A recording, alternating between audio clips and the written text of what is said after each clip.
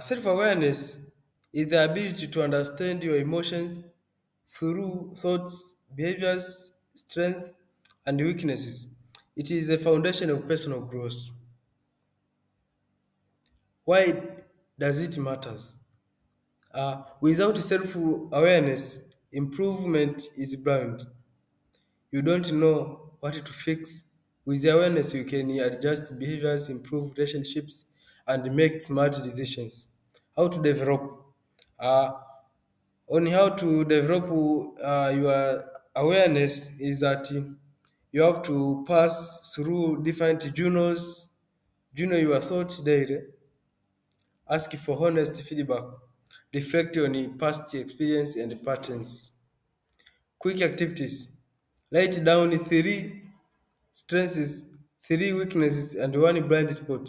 Something others see but you don't.